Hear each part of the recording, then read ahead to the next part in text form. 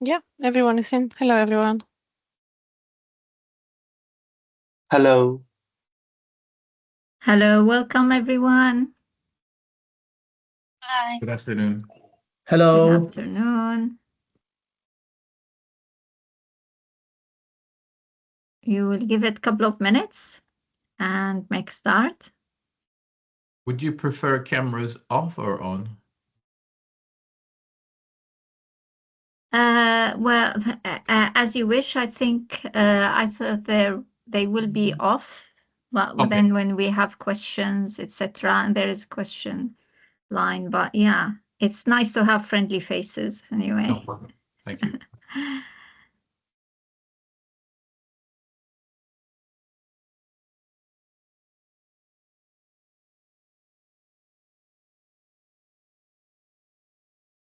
Hello, Amir.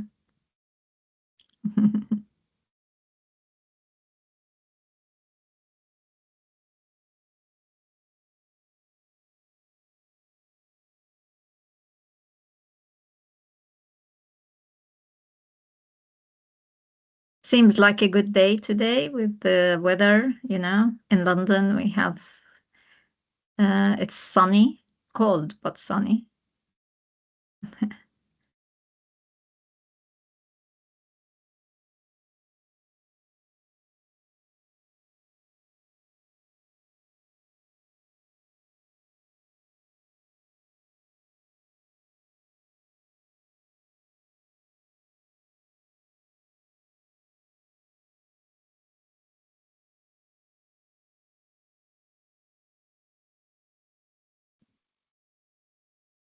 So I'll give it, I think we gave it one more minute.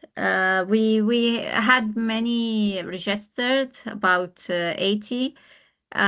So we'll see who will be able to join and who will catch up with the recording. But I think we will make start.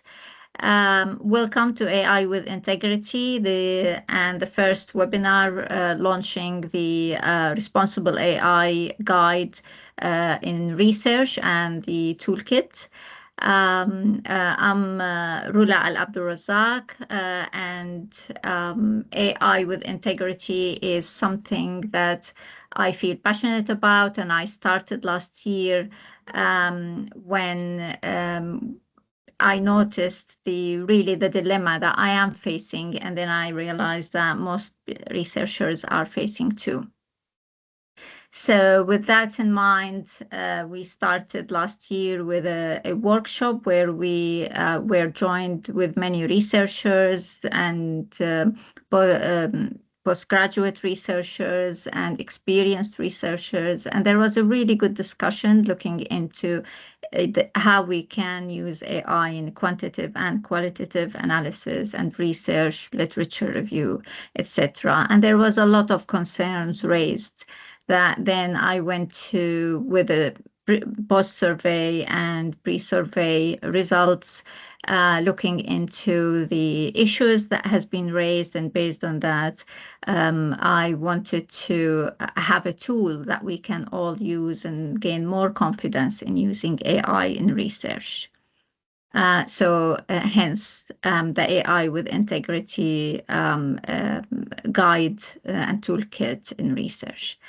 The meeting is recorded. I hope you don't mind the recording, and we will be publishing the recording.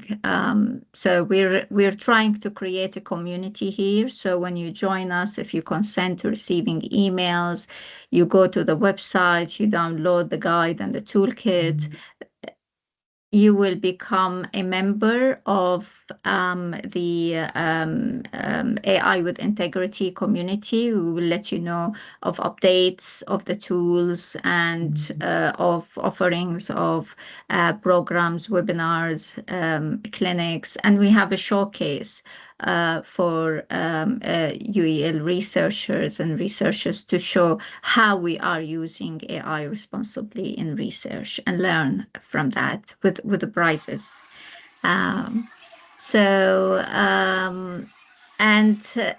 So without further ado, welcome to everyone. We have a Q&A. So if you don't mind, do put your questions there.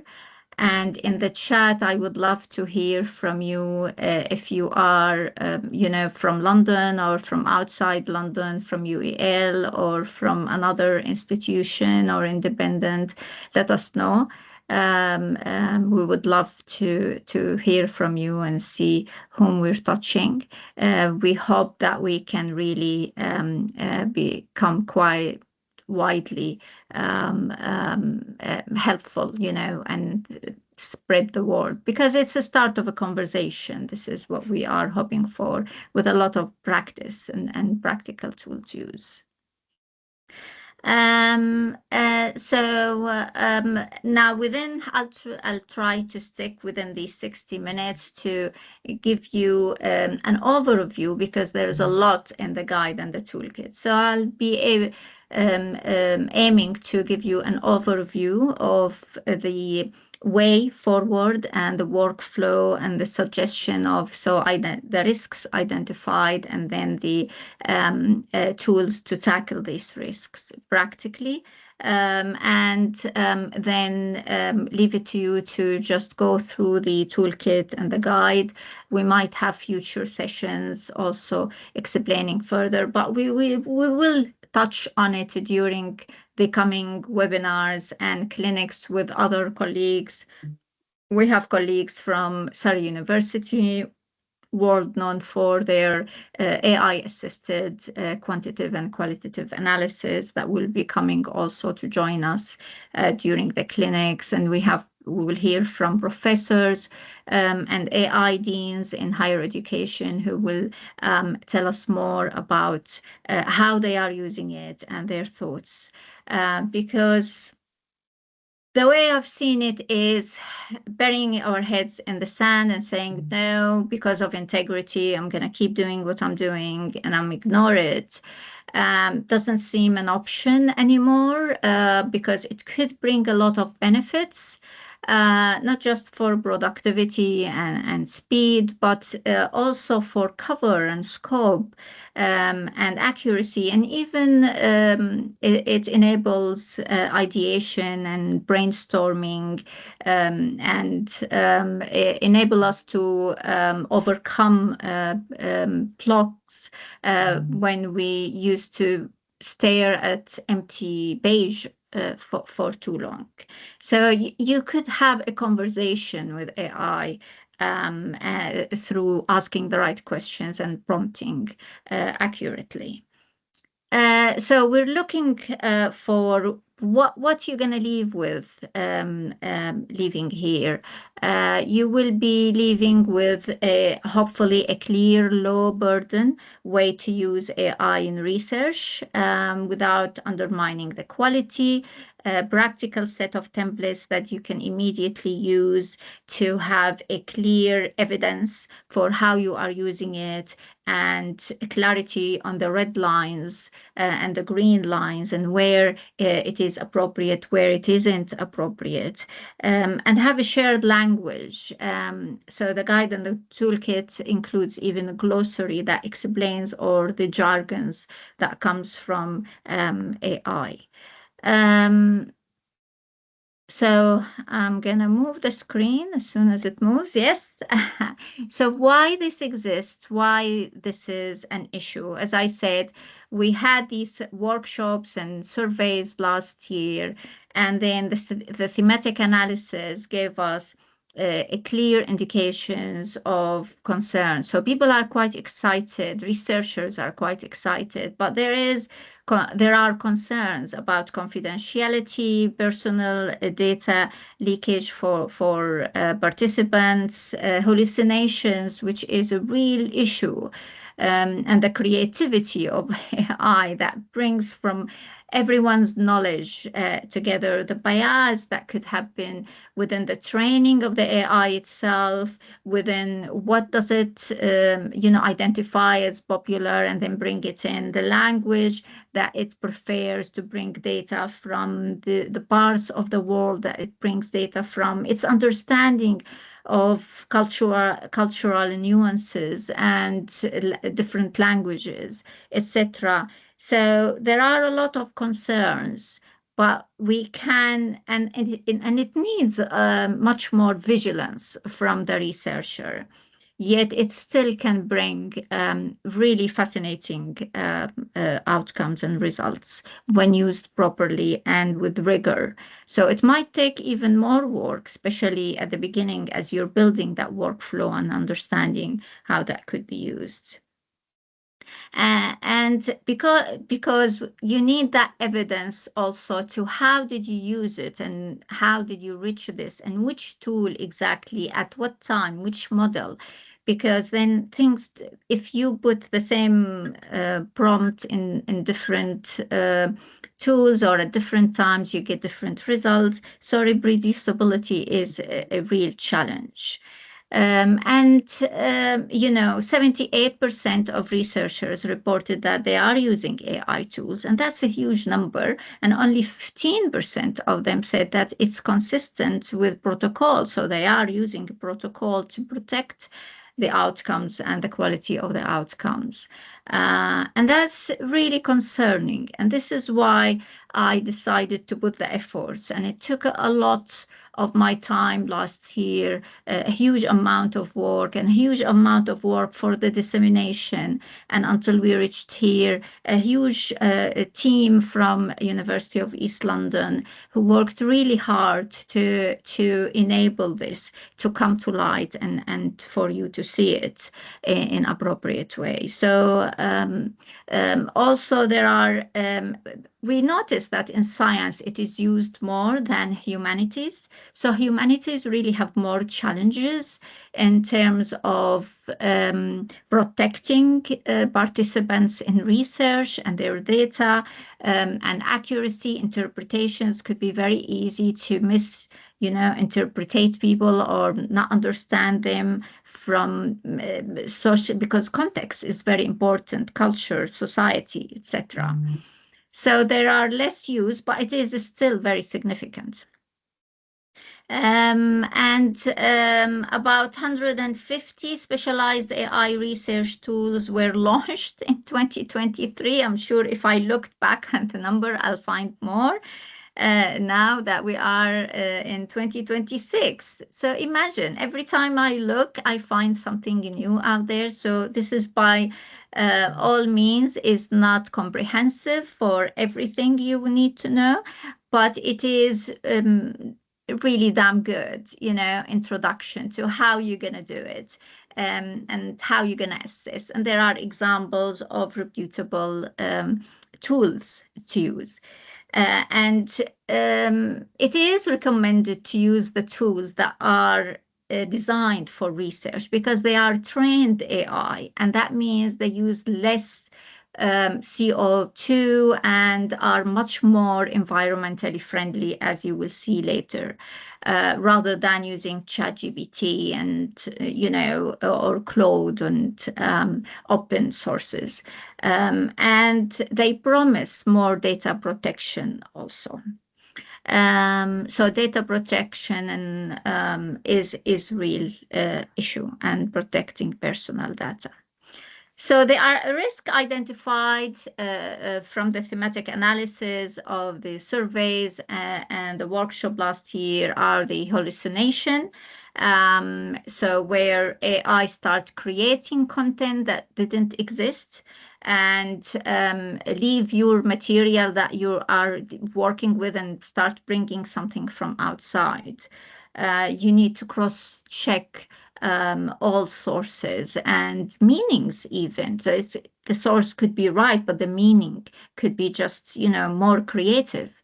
And that's fascinating because this hallucination could bring a lot of ideas and open our mind. But, we need to be focused on what we are studying and really, really specific in our results for it to be meaningful and realistic, mirror reality.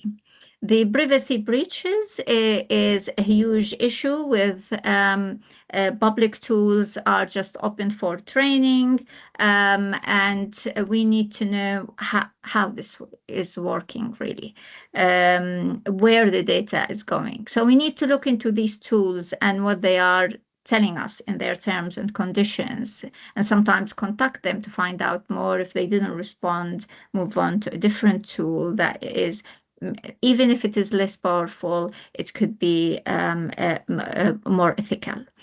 Over-reliance on tools is an issue. So it reduces, the research shows that it reduces our skills and sometimes thinking abilities. So if you are a student, if you are starting, that is something really important to realize.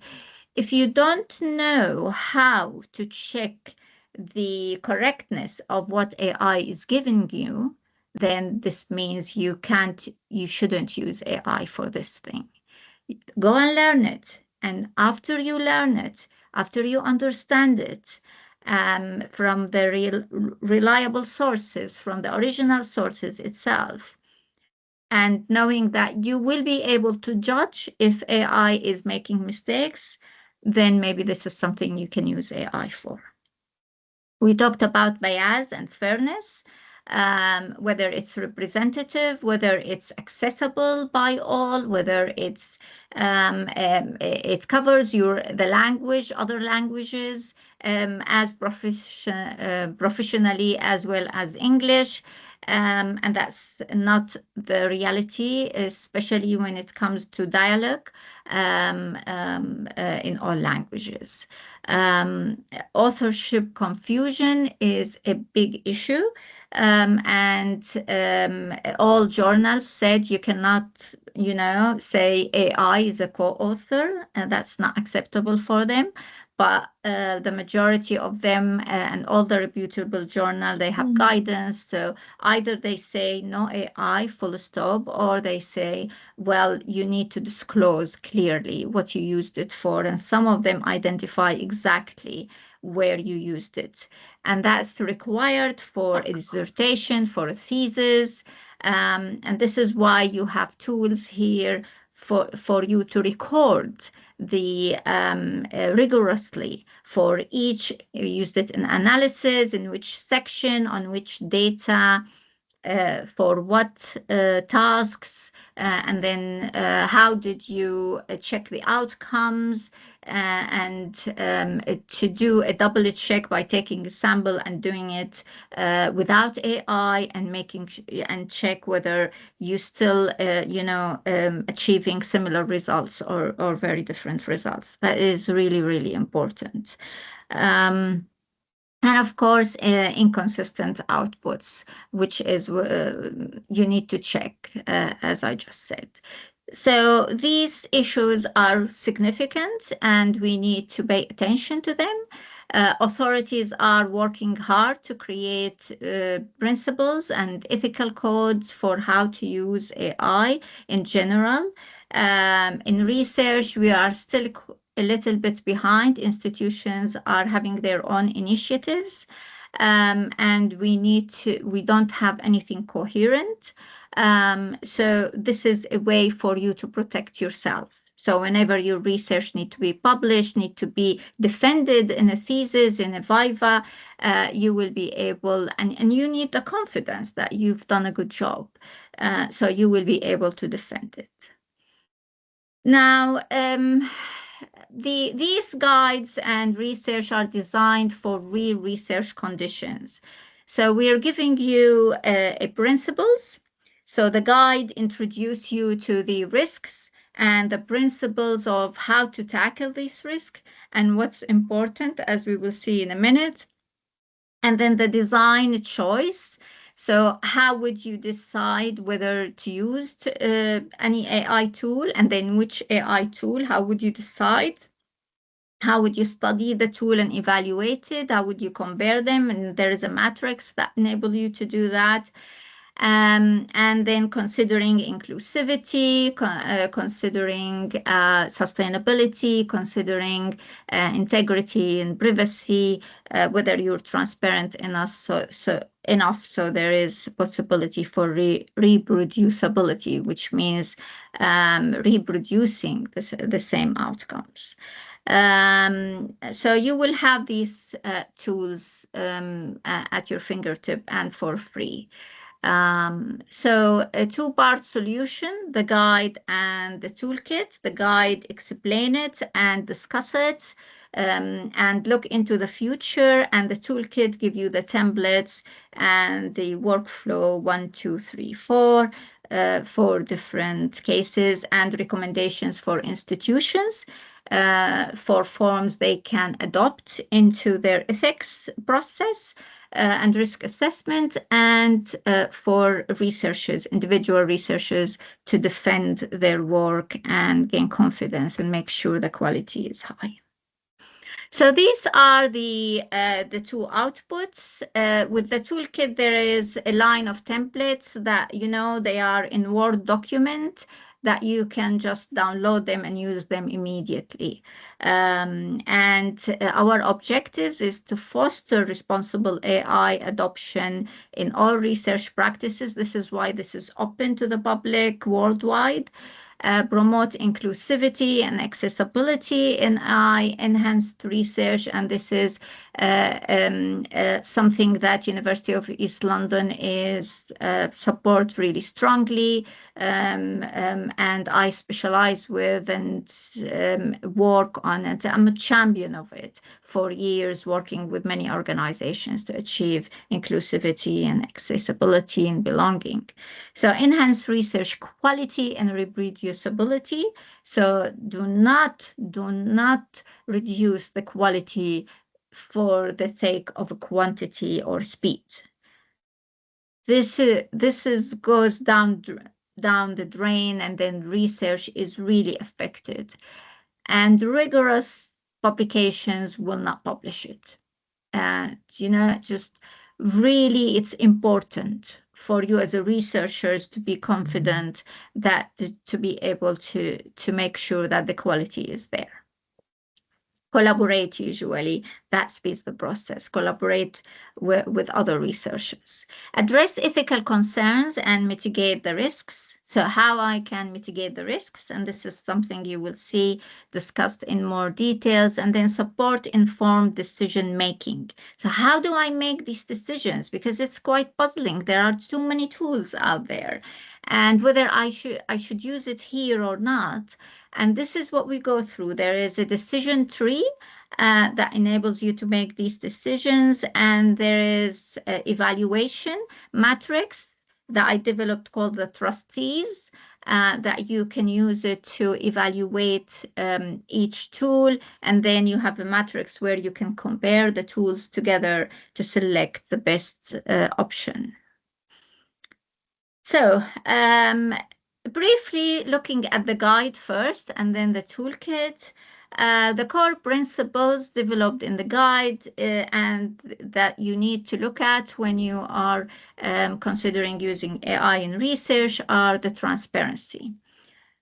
Being able to tell us and to report how did you use it, where did you use it, which tool, which model, and enable other researchers to replicate what you did. And that's really important. So you need to write down the prompts you used. And this is why you need to engineer these prompts. You need to work hard on how can I prompt it to do this or that. And there are examples in the guide. So how do I prompt it to do this or that? And the follow-up prompt, for example, to reach the outcomes. And that's really important. So the way we write methodology will be different, the way the procedures about the research should include all the elements of AI. And we have to be writing down that. So we having these templates, and then we have for each task that we used AI for detailed information about what we used, how we used it, and then the detailed procedures, the prompts in order, and the outcomes that came out of each prompt. What was that? How they differentiate from each other. And we will become better at it as we use it more and more often. And also AI will become better at it, and it's advancing very quickly. Now, the accountability element is you remain responsible for all the contents. So we've heard these stories about the lawyers who submitted something written by AI, and the information was not correct or accurate. It's really dangerous not to check everything. Every single source you need to ask. If you used it to do some scope research at the beginning, you need links to all these sources and you need to check them. And then you start doing your specific research, identifying the specific sources that you want, and then read them in details and use them. If it is doing something short for you, reflecting on some of the work you have, you still have to check that, because it could bring from God knows where, and create. It could hallucinate at any moment. They say it improved a lot. It still hallucinates, especially if you're not using specialist tools. So you're responsible, you're accountable for that. And it could be the end of your career. It could be the end of your degree. It could be you lose your thesis when you're defending your PhD or your dissertation. And I'm not scaring you, but it's scary. If you do the due diligence, then you're in a very good position. And it gives you much better results than if you've done it on your own and you lost that scope of research that could bring you things that you wouldn't be able to reach through the traditional research and library research. The inclusivity elements, we talked about how can meaningful how can meaningfully participate in all enhanced scholarship, and whose voices risk being marginalized. So is it looking at research all over the world? Maybe not, definitely not. Most likely looking at research in English. Usually it's looking at research from the US, because most of these tools comes from the US. They are dominated by big organizations there. Your data, if you put it there, you need to know that it's protected. Otherwise, it's owned by these huge organizations that they have monopoly or oligopoly over the market. And you need to select the tools that are more ethical in their behavior and in training their AI, and reward them by using them, because you want ethical company to deal with your data as you practice.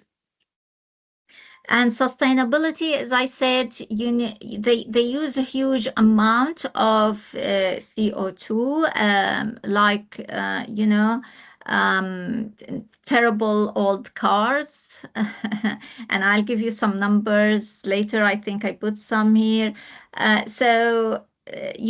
Selecting a smaller tools, more specialized tools, closed tools, even if it costs money, it is much more effective and friendly for the environment. And hub institutions are trying to invest in these tools to enable researchers to use them more sustainably.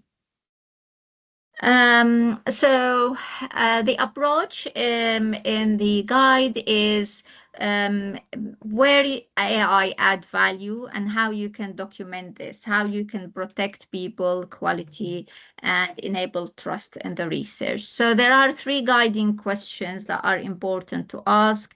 Is this use appropriate for this stage of research? So the decision of whether to use it or not. And we'll see the decision tree for that. What would go wrong? So identify the risks, and we will see how the risks are assessed and how will I mitigate these risks. What would I need to show to justify my approach to a supervisor, ethical panel, or journal? And that's really significant. And that means disclosure and detailed procedures, clarity. So if another researcher come duplicate what you did, then you expect them to find similar results. So the guide helps you answer these questions quickly, clear boundaries, privacy, transparency, verifiability of data, and how to aim for it to be inclusive. Simply an audit trail for your use of AI. So the practical implementation is, okay, pre-implementation audit. So before you use it, you examine the decision, if it is the right decision. You examine the risks, sensitive data, privacy, marginalization, etc. You consider all these risks and how you're going to deal with them. If you found out that you cannot mitigate these risks, it's a red line, then you leave it. Then you have the select and evaluate the tool with the trustees matrix that we will see in a minute, integrate the strategies then in the design. So that your research workflow will include the elements of AI that you are using. It is within the workflow. It's not an add-on. So it's considered in the data management and protection. It's considered in the risk assessment. It's considered in the ethical forms of your research. It's not afterthought. Oh, now I have my data. Let's see how can I use AI to analyze it. You should have thought of this before taking, applying for ethical approval. So you need to think about it early. And then the documentation, the disclosure. So the templates that you will need, you can really record the prompts and check the decisions, etc. All the contributions of AI need to be disclosed. So this is the trustees framework, where you look at T for transparency, R for reliability, U for user control. So to what extent you are in control of the data and the outcomes, the security and privacy of the data, the training and tests, training of AI models and the test of the data, how ethical was that? The environment, impact on the environment and the CO2, and the equity and inclusivity elements. That's the E. And then we have the supplier itself. So not just the tool only, but the company created the tool, their legitimacy, their costing. So license usage, storage, fair exit option, where your data is protected if you left the provider, and the support you can get, because some of them you get no support whatsoever. There is no one to talk to. There is no one to speak to if there is outdated documents or issues that you want to consider. So you can see here the quick check, the questions you need to ask yourself, and then the red flags. If there is no documents, vague claims, no version history or limits, no error information, that's a red flag. There is no transparency from the model or the tool or the provider. If it does not differentiate answers to the same input, so you put the same input, gives you different answers like ChatGPT, that is not reliable. There is hallucination. User control, whether you can export your data or not, all these elements that need to be considered, whether it's environmentally on the cloud, which is high compute, very expensive for the environment, not sustainable. So there is no sustainability commitment from them, etc. So you can see, you can go through these in details and their explanations. And then there is the score matrix that you can use to then judge the different tools and compare them. So this implementation, a practical implementation, then answers these issues. So define the use, what task, what stage, what data, assess the risks and benefits of using the AI, and then evaluate which tool operate with safeguard, protect your data, and then how to disclose the evidence with the transparency and maintain this audit trail. So in the toolkit, these steps 2 and 4, you will find the different templates that will enable you to achieve that. So what's inside the guide in general? Use cases. There are further than what we talked about. There are the use cases. So you can look at different description of potential cases and then how these could be impacted by AI positively or negatively, what to look out for. There are the data protection, confidentiality, and verification routines, citations, cross-checking, etc. that you need. So there are steps you need to take. So it shows you the workflow, as I'll show you in a minute, and then it gives you the tools to do that. The governance mindset. So the guide is to set your mindset to think in a way that will enable you to govern how you are using AI in research. And that's really, really important and significant. So what is not, what is acceptable and why. So there are quick wins from today. You stop putting identifiable data into public tools. Use a verify before you trust. So verify the tools before you trust. Write an AI disclosure paragraph for you your work before you submit. Apologies.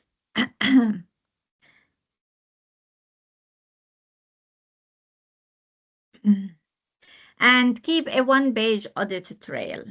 But, well, that's the minimum per project. But in reality, if you used it a lot in your research, you might need to keep a page per task. So how you used it, put the prompts, etc. So have a database in your project folder that is specific for AI, documenting everything. So in a Viva or if a journal asked, you can present it. You explain it in the procedures. If they ask for the evidence, you can present it. And I'm telling you, big reputable journals, well established, they are asking for evidence. That's if they allowed it. So keep an eye on which journal you want to publish in, what your supervisor is comfortable with. Share with them these tools if they haven't looked at it also, and have the conversation in a realistic way so you can both agree on what's agreeable.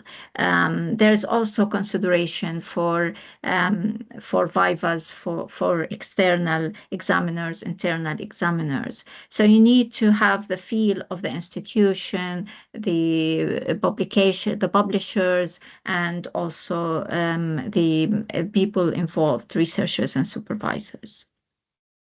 So keep an audit trail of what you've done over the workflow and use the tool evaluation matrix risk assessment templates to make sure that you assessed everything, and preferably make sure, if you haven't yet, include them in your ethics applications. So plus the downloadable templates, what are you getting from these guide and toolkit? Tool evaluation matrix, disclosure, documentation forms, consent and ethics addendum, the wording. So how you're going to use the wording, there's a glossary of all the terms and defining them so you can understand what the differences between them and what they mean. And if it is telling you this is AI agent, this is agentic AI, this is generative AI, what that means really, hallucination, what that involves, etc. And environment element, what are they and how you can calculate the impact on the environment, and what is it costing the environment, the tasks you're running through that tool. And then looking at inclusivity and accessibility checklist. So all these elements, even a supervision agreement between you and your supervisor is there, a template you can have, so that would protect you in the future, that you agreed on this, and protect your supervisors, that there was an agreement with you that this is how you're going to use it, not more. So all these elements really would be really helpful. So this is for the guide, and I hope you're putting your questions there. And I hope all is well, because I can't see the Q&A and the chat at the same time while I'm presenting. But I'll do my best to keep time at the end for the questions. So the toolkit is designed to remove friction. So evidence. Okay, you need evidence. I need to be confident that, other people can replicate the work. I can go back and replicate the work in the future if I've done exactly the same. And more likely there will be new advances on AI, so you might use different tools in the future. But if that version of that tool still exists, that would be similar. If it is a literature review, you need to specify the period, because then after that there will be new publications, etc. But integrated design, you need to integrate the use of AI as you decide, going through the decision tree, going through the evaluation of the tools, that this is within the design of your research, in the framework of your research, in your methodology, in the procedures. You are considering it in the different sections, whether you used it for something in the literature review, you used it for something else, and different tool in the analysis. You need all of that there in each section, and then you have disclosure about the AI in details.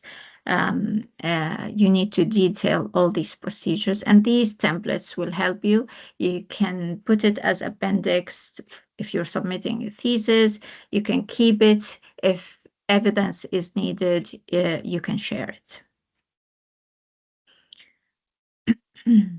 Now, the workflow that I identified for us to follow is first assess the needs. And this is when you make the decision whether to use it or not and where.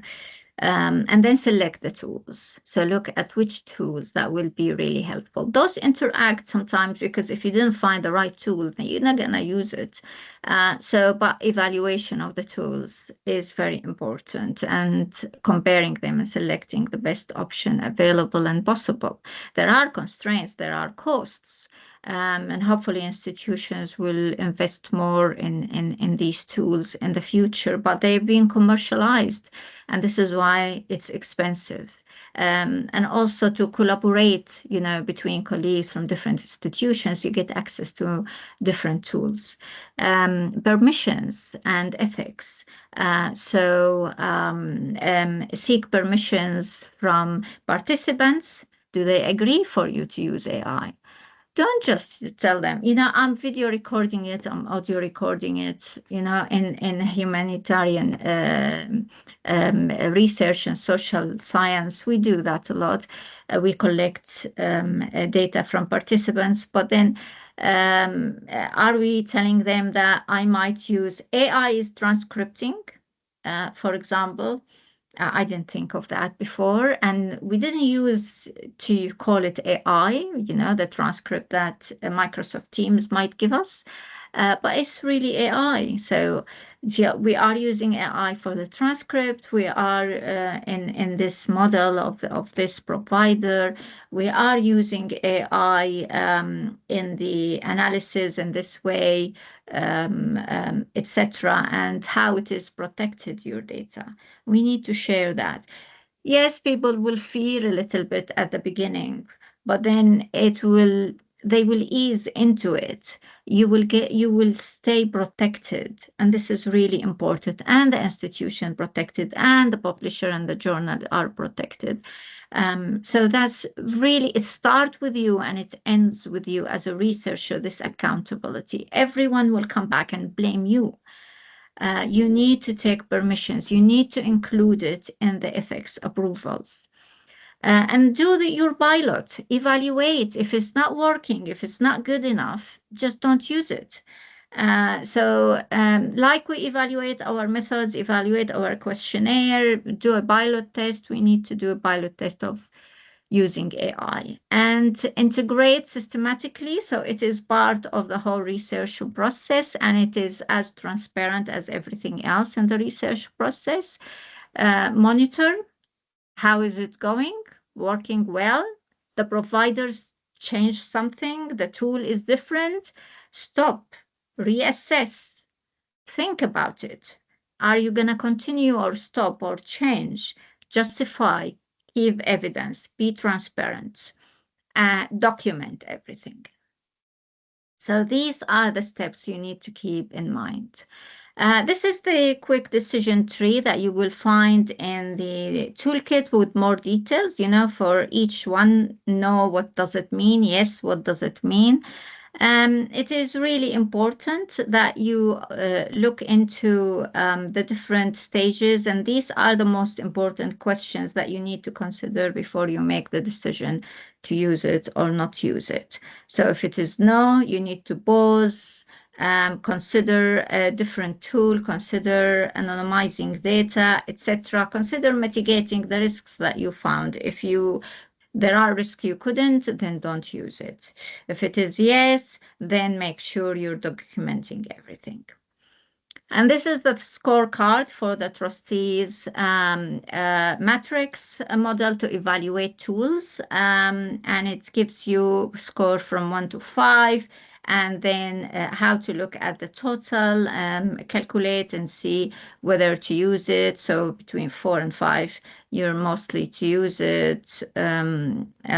So use it for a pilot first.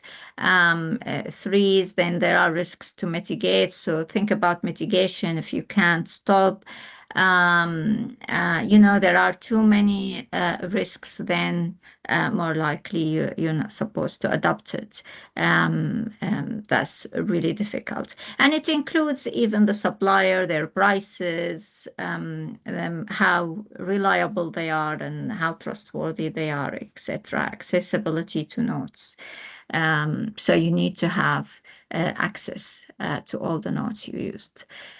And there are other templates that looks at the reduces suspicion and protects your work. So what tool was used, what data. So how do you really, a template, how do you disclose in enough details?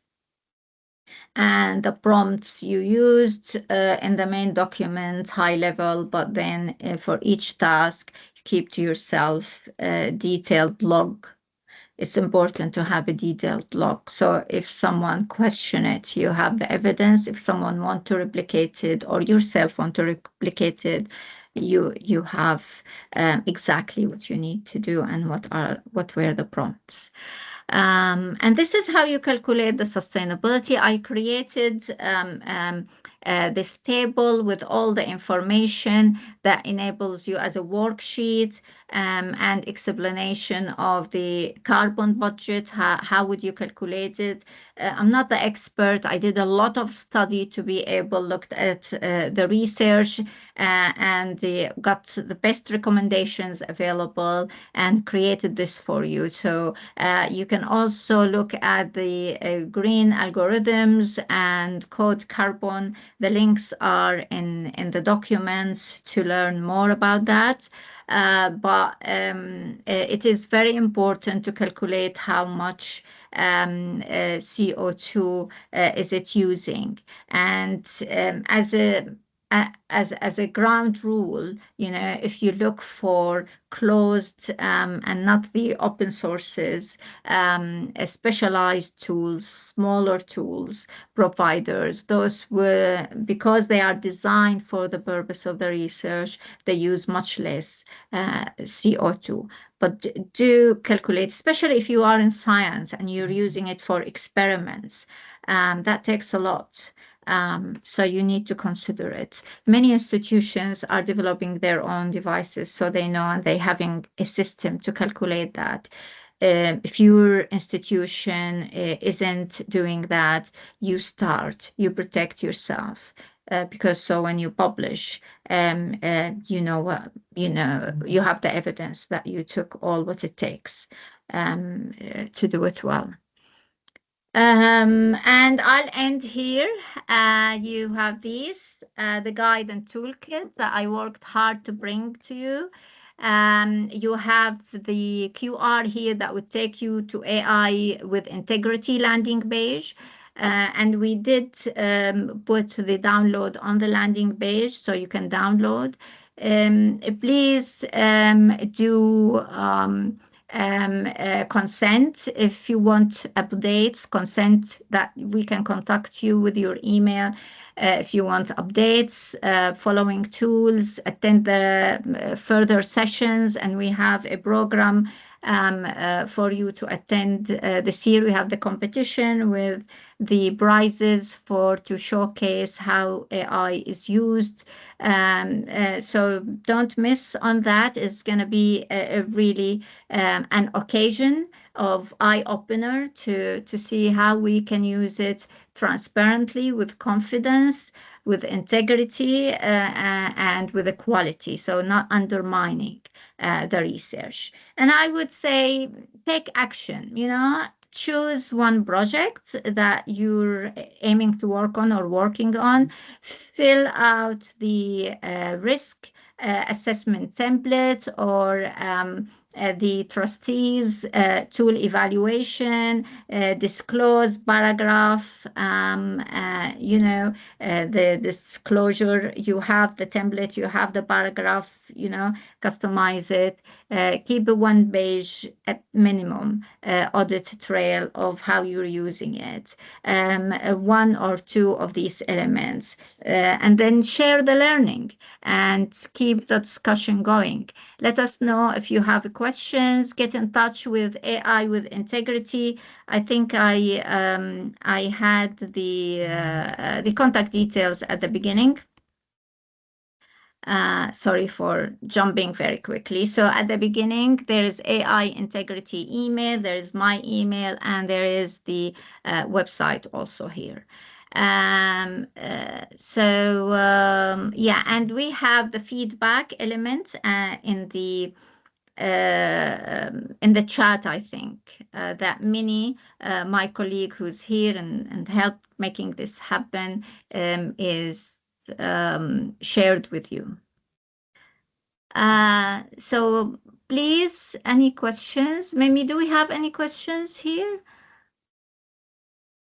Hey, there is a few questions in the Okay. Q&A sections. Yeah, I can see now. So what are the papers research that are useful and relate to understanding the carbon footprint of AI tools? The sources are in the guide. Download the guide, you will find all the sources you need, including for understanding the carbon footprint in more details. And let me know if you found it useful or you want more, and we will work on that. Miriam, sounds good, but how is data security ensured? The likelihood of ideas being stolen before one even completes the research, the issue of trust and hallucination. is still very high. Absolutely, absolutely. So a lot of due diligence is needed for the hallucination element. And if you used specialized tools, there is very little hallucination because they are programmed well on specific data, and that's stopped.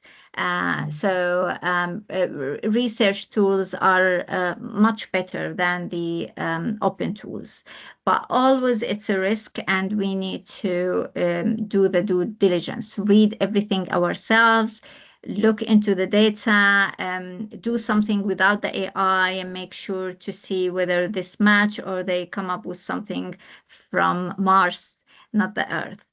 But it's still open up doors. It's really increased the scope of our thinking. It's like speaking with someone else that brings a different point of view. So that's really helpful. Ideas being stolen, I'm afraid this is very hard to handle in terms of ideation. Just do what you want to do and what you think is important, and leave that and don't worry yourself with it. This is what I learned. So let go of that fear. Just do what you can do to work that is meaningful, that you believe, and helpful, and of quality. So, Nafisa, what is your opinion on using Grammarly for paraphrasing? My supervisor thinks your own writing is better cause of logical flow. Well, Grammarly, use it for proofreading. Sometimes we use it for editing, but then use a small paragraph and then check it again to make sure that your meaning is still the same. Because I agree with your supervisor, the meaning could become different. They don't understand, and they start changing the vocabularies, and there are specific vocabularies and terms for, each discipline that AI may not realize that this is what you're aiming for, and Grammarly in particular. So if you used it to paraphrase a small paragraph, you read it again, you make it your own and suitable for your needs. Otherwise, just proofreading is sufficient. And even sometimes with the proofreading, it might start changing the meaning. You need to be really vigilant at the end. Another question, can we use AI to rewrite a paragraph, or is it best to rely on what you have already written, even if plagiarism is not detected? I'm not sure. If you've written already, then absolutely don't ask AI to rewrite. Why would you? If you want to proofread, yeah, use something like Grammarly to proofread, but don't go to ChatGPT. They will not just rewrite, they will even come up with something else different, and they will change the whole meaning for you. And every time you ask them, they're going to do something different, and it's going to be a nightmare. So yeah, absolutely. If you wrote it already, don't use AI for it. So that's really important. And we have here a reminder of the, we're on time, Murudullah, but we have the second webinar will be the clinic in February, and the webinar will be in March, I believe. So go to the website. I put a QR code. Mimi, if you can put also the link here, so people can directly go to the second events also, and to the link where they can download. Yeah, I'll add them now. Oh, fantastic. Any other questions? Anyone would like to unmute and tell us their question? Yeah, Nafisa. Thank you, Rula. Thank you for the session. It was really informative. I don't know if I missed your answer to this question, but sometimes I use Grammarly to edit what I've written, to paraphrase, to make it sound more better and academic. And I was wondering if you recommend that, or should I just stick to what I've already written, even though it doesn't sound as academic as the edited version on Grammarly? Yeah. Yeah. Well, this yeah, I answered it actually. So this, if you wrote the paragraph, don't ask it to paraphrase it. Just proofread it. If it is a paragraph from another source, then try to paraphrase it yourself. And if you asked it to paraphrase it, just a small paragraph, after it paraphrase it, read it again, make sure it is saying what you want to say, and it is representing the citation that you are citing. Because it could take you in another direction. And you need to be very wary with Grammarly that it does change even the terms. And in different disciplines, we have specific vocabularies and terms we use. Grammarly don't recognize that. And sometimes we repeat the term because this is what we're talking about, and Grammarly start changing it every time. And bring similar word because it understand, oh, it shouldn't be the same word. So Grammarly doesn't know exactly what you are trying to say. You need to be really careful and vigilant.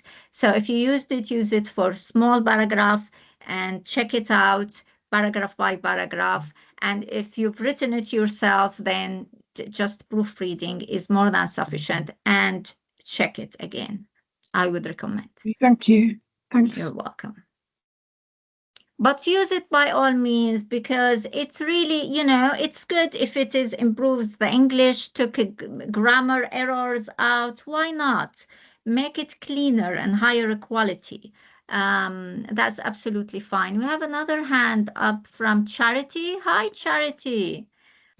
Hi, Rula. Thank you so much for such great presentation, and it's really an eye-opener. Oh, Thank you I'm so much. delighted you're here. Yes. I just wanted to ask if we use AI to maybe proofread or refine, just in the line of Grammarly, should we report that as well? For example, we've written something, just have to maybe tighten it a little bit and remove all some grammatical errors. Should we report that at the end of? Yeah, it's funny, this thing, because Yeah. Grammarly has been around for a very long time. Microsoft Word always have spelling checker that has been there forever. This is all AI, and we didn't used to think that we need to report that. We used it all the time. It happens automatically. But in reality now, yes, I would say now, as it is identified AI, then report it. So I reported myself. I would say that this has been proofread by with the assistance of this program, AI program. And why not? And none of the journals would have usually any problem with that, or supervisors. But I will feel much more confident that I did state that, and that I did read everything myself after that happened. Yeah. So making sure that it is accurate. Thank you so much, Rula. You're That's really welcome. clear. Yeah. Lovely to see you. Yeah. Do we have any other questions? Okay, well, thank you, everyone. I'm going to look into the chat. I hope all is good. I hope you found this is useful, and then you're going to download and start using, so you can tell us later on how you used it. It has been a pleasure to host you, and hopefully we will come back with the new speakers and more to learn about how to use AI in our research. Thank you. Thank you. Thanks, everyone. Thanks, Rula. See you. See you Thanks, next Emily. time. Bye-bye. Lovely to see you. Bye-bye. Happy to see you, Charity.